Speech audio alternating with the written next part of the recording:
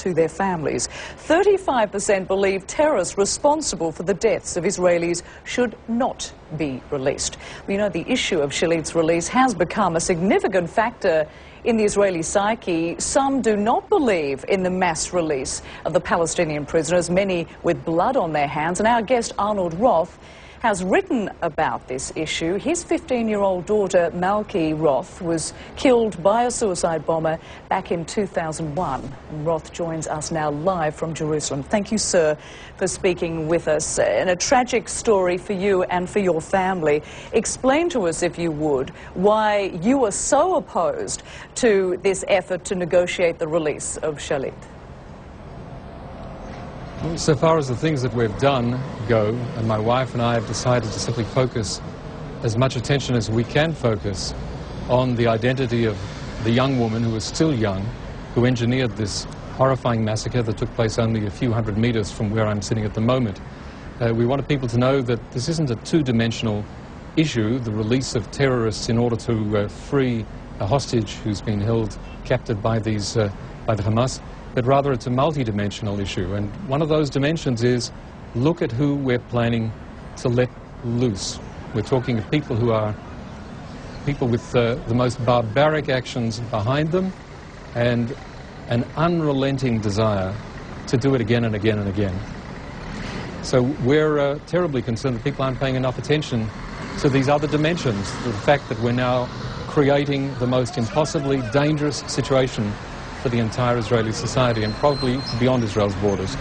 Now, your effort here, of course, in talking with us is to put a face, if you like, on this specific woman that you say engineered the killing of your daughter. What all do you know about her so that people can perhaps understand who this woman is and her imminent release?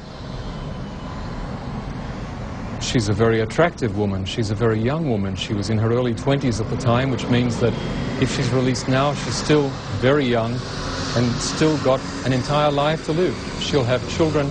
She'll continue to spread her poison at every opportunity. She'll become a hero.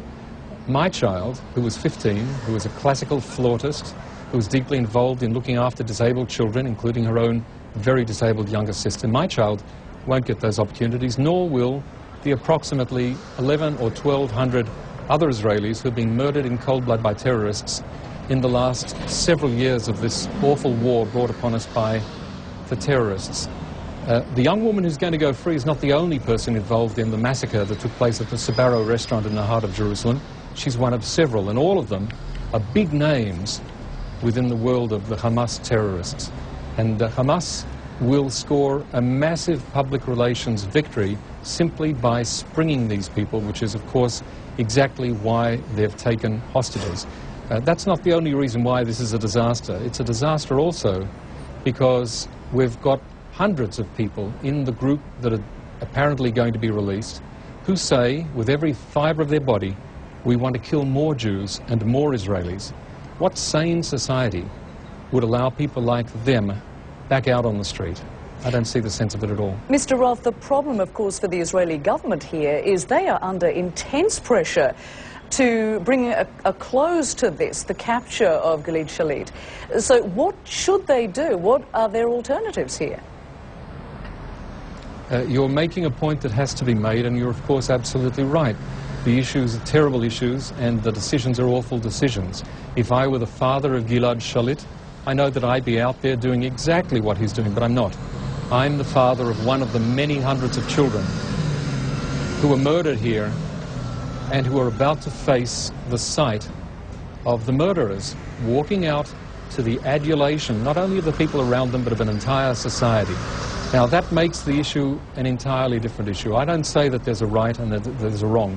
I do say that it's a catastrophe to be releasing murderers who, far from seeking forgiveness, far from having paid their price, the price of their actions to society, are ready, willing, able, and inspired to go out and do it again and again and again.